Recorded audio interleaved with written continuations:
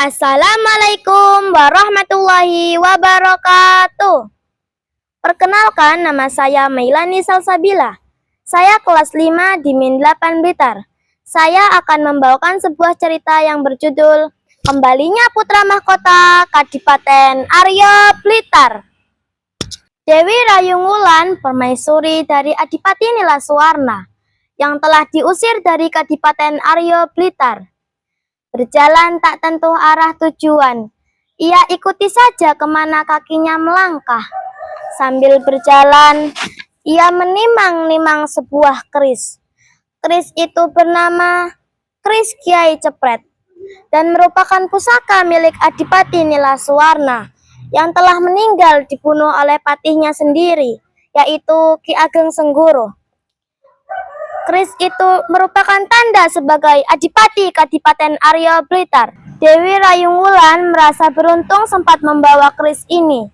Jika anak dalam kandungannya sudah besar, kelak keris ini diserahkan kepadanya, dengan harapan anaknya itu akan mengambil kembali tahta Adipati Kadipaten Aryo Blitar. Keris ini dapat dijadikan bukti yang sangat kuat.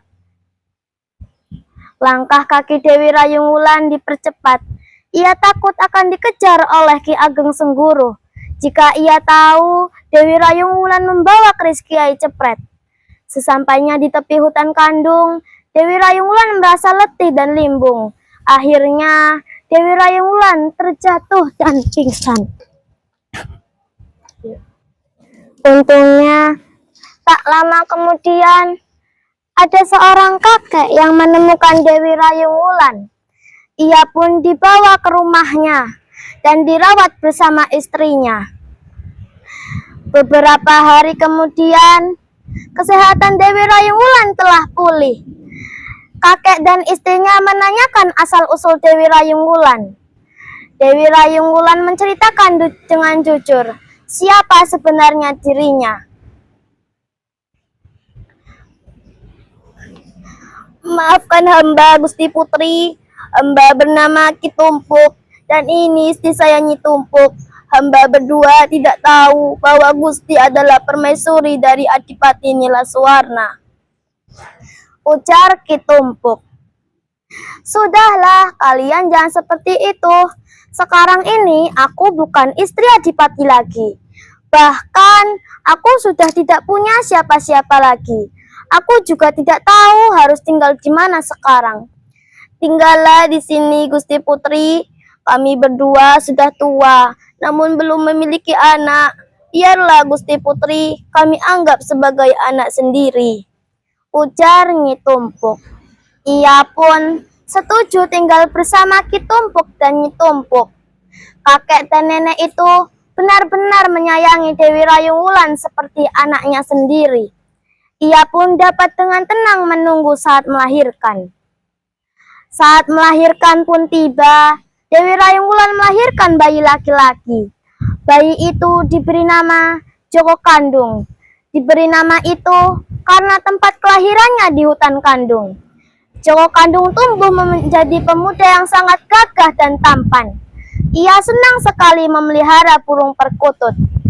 Ia mempunyai seekor burung perkutut yang sangat jinak dan bersuara sangat bagus. Kemanapun Joko Kandung pergi, burung perkutut itu selalu bertengger di pundaknya sambil berkicau. Suatu hari, Dewi Rayung Wulan menganggap Joko Kandung telah dewasa. Ia pun menceritakan siapa sebenarnya Joko Kandung.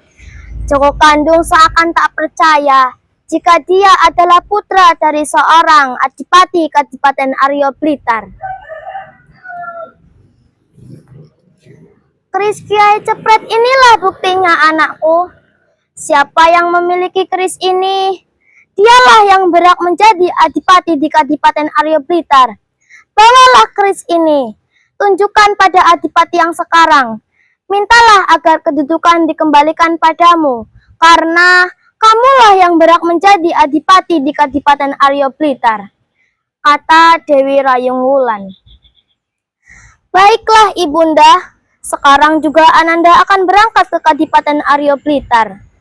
Joko Kandung pun pamit dan mencium tangan ibunya, serta Ia meminta doa restu pada Ki Tumpuk dan Nyi Tumpuk yang selama ini sudah dijadikan sebagai kakek dan neneknya sendiri. Kedatangan Joko Kandung disambut tidak ramah oleh para penjaga gerbang. Bahkan ia tidak diperbolehkan masuk.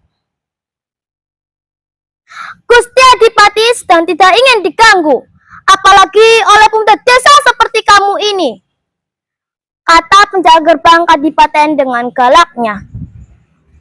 Saat itulah burung perkutut yang bertengger di pundaknya berkicau. Kur ketuku kuku, kur ketuku kuku.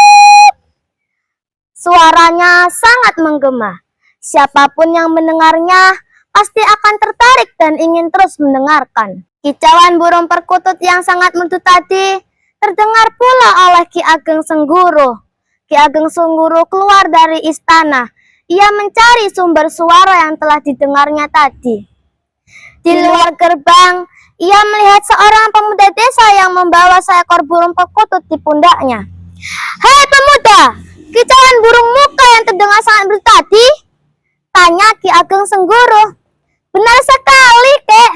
Wes, panggil aku Gusti Adipati." Gusti Adipati? Jadi kakek adalah Gusti Adipati. Kebetulan sekali kalau begitu.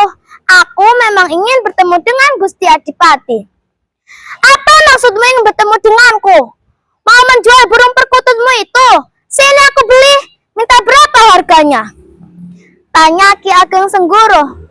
Tidak, tujuanku menemuimu bukan untuk menjual burung kesayanganku, tapi untuk meminta kembali tahta Adipati Kadipaten Arya Blitar. Karena akulah yang berhak menjadi Adipati di Kadipaten Arya Blitar. Aku adalah putra dari ayahanda Adipati Nilaswarna. Jelas Joko Kandung dengan tegas. Heh, jangan ngawur kamu. Berani-beraninya kau mengaku sebagai putra dari Adipati Nilaswarna. Apa buktinya? Inilah buktinya. Joko Kandung mengeluarkan keris Kiai Cepret dari balik bajunya. Ia menunjukkan kepada mereka. Ki Ageng Sengguru dan para penggawanya itu sangatlah terkejut. Keajaiban pun terjadi. Keris itu keluar sendiri dari warangkanya dan langsung menghujam ke dada Ki Ageng Sengguru. Ki Ageng Sengguru mengerang kesakitan dan seketika tewas.